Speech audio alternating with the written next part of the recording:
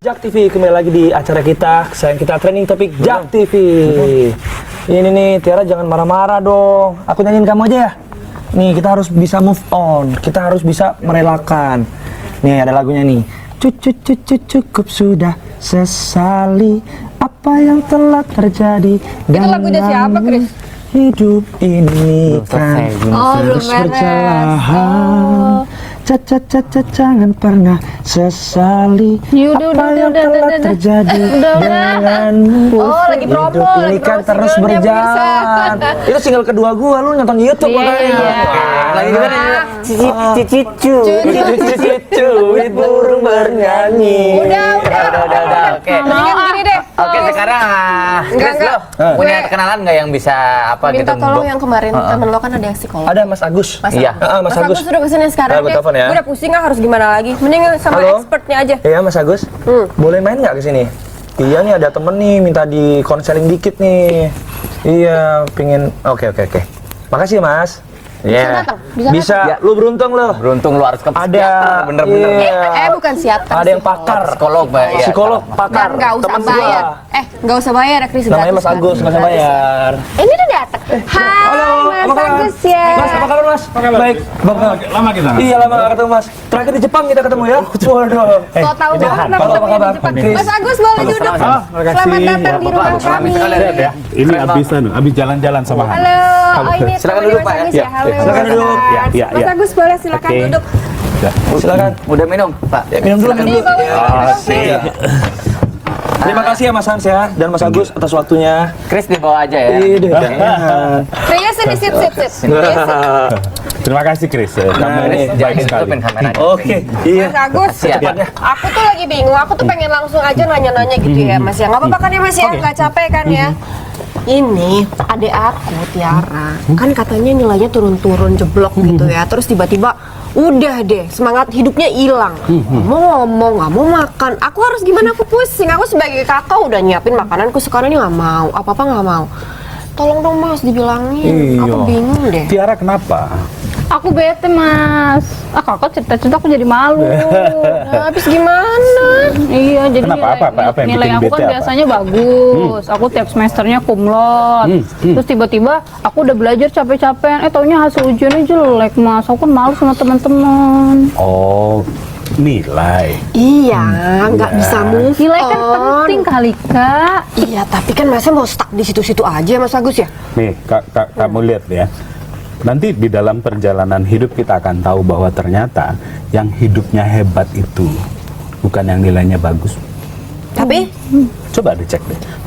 Teman-temanmu yang hidupnya hebat-hebat itu tidak melulu karena nilai. Karena nilai itu bukan satu-satunya faktor untuk menghebatkanmu. Lihat Chris nilainya jelek banget gitu kan. iya, kalau Chris mah kelihatan nih. Tapi emang sekarang tuh gimana? Kirain nilainya bagus, tapi udah dibilang jelek. Ketika ada sisi lain yang bisa kamu tumbuhkan dari sisi itu. Karena gini, Tuhan ngomongnya gini, di dalam tubuhmu telah kusediakan semua yang kamu butuhkan. Maka itu artinya semua syarat untuk menjadi hebat itu sudah Allah tanam dalam dirimu.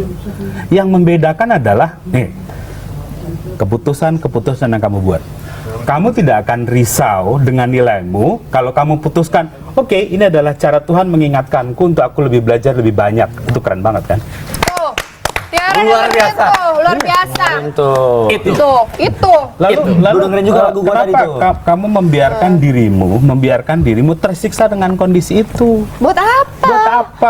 Buang Begitu banyak opportunity, kesempatan yang bisa kamu lihat. Nanti tadi saya lagi ada session terapi sama Hans. Hans ini kamu tahu dia mengalami penyakit yang namanya leukemia.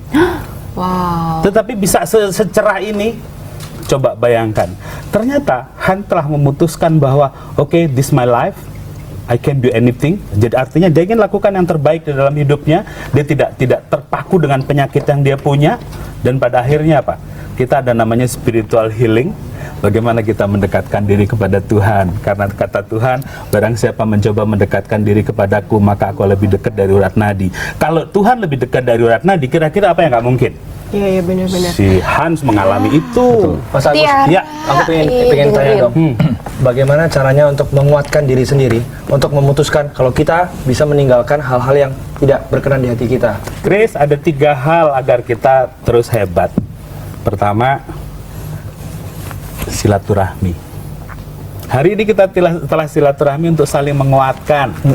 Di dalam silaturahmi, barang siapa yang diperpanjang usia dan diperbanyak rezeki, perbanyak silaturahmi. Bayangkan, di dalam silaturahmi kita saling mengingatkan dalam kebaikan. Di dalam silaturahmi kita seal your capacity. Lihat, si Chris pandai bernyanyi, besok kalau dipanggil, kalau aku yang manggil kan nggak pakai bayar. Silaturahmi, coba. Tiara dengan tadi yang persoalan dia bisa menceritakan apa yang dialami kepada orang lain, bahwa nilai jatuh atau nilai jelek itu bukan dunia kiamat, tetapi nilai jelek itu adalah cara kita, cara tubuh ini, cara pikiran ini untuk lebih mensyukuri yang Tuhan berikan. Bayangkan, lebih banyak banget orang yang lebih menderita dari kamu, tapi ya nggak apa-apa juga gitu kan. Tapi kenapa cuma persoalan nilai yang bisa kamu upgrade dalam waktu yang cepat? Untuk jadi pintar tuh syaratnya gampang, belajar, udah cuma itu gitu. Tapi kan tadi sedih kok. Mas Agus Udah tadi nggak kan sedih, keren banget ya. ya. Tadi udah di-mention soal Mas Hans kan, tadi katanya ada leukemia. Ini kalau misalnya dibandingin sama Tiara mah, ya Tiara mah masalahnya nggak ada seluruh kuku. Kecil banget. Pengen tahu Ya. dong sebenarnya Mas Hans itu masalahnya. Hans bergelut dengan persoalan hidup. Ceritakan. Boleh cerita nggak Mas Hans? Ya. Mungkin bisa di-share ke kita gitu ya. Iya, nggak apa-apa. Ya, saya sih ngalamin leukemia ini udah 2 tahun lebih. Leukemia Ya. 2 tahun ya. Ya, memang kalau orang udah kena sakit namanya kanker, pasti istilahnya drop. Saya bahkan sampai 3 bulan tuh ngalamin depresi dan memikirkan sampai titik kematian. Dan akhirnya Fase krusial dalam ketika orang menghadapi sebuah persoalan yang sangat berat, itu dulu yang harus dilihat. Sebelum dia kemudian menemukan sesuatu yang aha. Terus ya. Dan setelah itu saya berpikir, saya juga istilahnya tuh kadang-kadang motivasi orang, kadang-kadang terapi orang. Kenapa diri saya nggak bisa gitu loh. Akhirnya saya berbalik arah. Saya berdoa sama Tuhan juga, minta Tuhan kasih jalan, minta pengampunan. Terus berjalan waktu juga saya ngerubah apa yang saya ngalamin sakit ini, saya ngerubah jadi sehat. Saya nggak mau pikirkan sakit leukemia, saya mau kanker, orang bilang apa, saya nggak mau memikirkan. Saya memikirkan ke depan, apa yang saya bisa jalan ke depan, kasih ke orang gitu. Nih, Mas Hans ini bahkan ceritanya pasti akan inspiring banget buat kita. Bikin kita juga mungkin pola pikirnya akan berubah gitu ya. Tapi sebelumnya kita akan lihat dulu satu ini ya. Ini dia VT-nya. Lagi pemirsa Jak TV di acara kita Trending Topic Jak TV. Acara hari ini temanya tentang move on. Saya juga pengen ingetin buat pemirsa untuk bisa langsung telepon kita di 021 5155 111. Hari ini bagus banget karena kita punya suatu sumber yang sangat inspiratif ya. Ya. Jadi saya minta untuk telepon lagi di 021 5155 111. Kita bisa sharing di sini. Kita ngobrol lagi sama Mas Hans ya. Tadi udah ceritakan Mas Hans itu sudah menderita leukemia dari tahun 2012. Which is kalau misalnya sekarang udah di 3 tahun. Tadi 3 bulan pertama ya Mas ya, sempat drop banget frustasi. Betul. sampai sekarang naik lagi. Ceritanya gimana sih? Kita pengen tahu journey-nya Mas Hans kayak gimana gitu. Ya, kalau kita andalkan kekuatan manusia tidak bisa bantu. Jadi kita harus andalkan kekuatan Tuhan. Kita serahkan sama Tuhan, tetapi kita tetap juga move on gitu. Nggak putus asa. Begitupun ya namanya penyakit. Mungkin ini ada satu teguran dari Tuhan juga supaya kita lebih mendekatkan diri pada Tuhan. good things. Gitu. That's a good things. Poinnya Ya. adalah That's a good point. Poinnya adalah dia mampu merubah keputusannya untuk tidak berat. Sekarang sederhana. Tiara putuskan mulai sekarang katakan sama Tuhan, Tuhan, terima kasih atas semua berkah ini dan mulai sekarang aku jadi semangat. Ayo Tiara. Aku mau makan sekarang. Ini aku jalan-jalan dimakan habis. Luar biasa. Dan karena gini, ketika dia merubah cara berpikirnya, maka pada saat yang sama dia merubah cara hidupnya. Ini cara kerja otak nih kayak gini. Coba semuanya gini. Oke. Oke. Lihat, ini tarik. Oke. Sekarang fokus di tangan itu. Lalu katakan sama tangan itu, tangan, jari, telunjuk, mulai sekarang kamu berubah menjadi besi magnet. Dan sekarang mulai tarik-menarik. Luar biasa. Dia mulai tarik-menarik. Dia mulai menarik. Semakin kamu tahan, semakin dia kuat menariknya. Semakin kuat menariknya. This. Mas, Aska beneran sih. Coba lagi, Mas. Oh my god, beneran pemirsa boleh coba di rumah. Iya. Beneran ini normally it happens, man.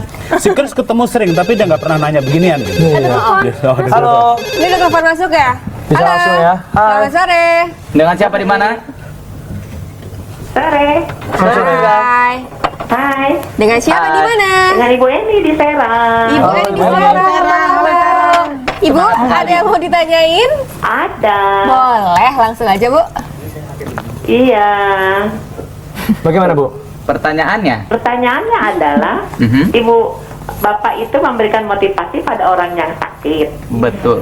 Bagaimana cara memberikan motivasi terhadap orang yang berpenyakit sangat berat?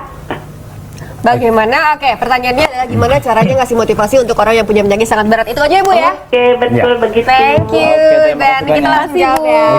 Mbak, ini di dalam mekanisme kerja otak ada namanya unconscious programming, pemrograman alam bawah sadar, unconscious itu. Nah, kapan pemrograman motivation di dalam unconscious programming itu dilakukan pada saat otak siap menerima. Kapan otak itu menerima? Pada saat dia relax, dia santai, dan yang paling efektif pada saat dia menjelang tidur. Si Hans itu sudah mulai memprogram dirinya ketika dia mau tidur, namanya self-talk. Dia katakan pada dirinya, Tuhan, di dalam tidurku, seluruh sel tubuhku bereaksi positif terhadap semua penyakit yang aku derita. Aku akan terbangun dalam keadaan sehat walafiat, tidak kurang suatu apapun. Dan apa yang terjadi? Pada saat dia tidur, otak itu bekerja untuk melakukan itu.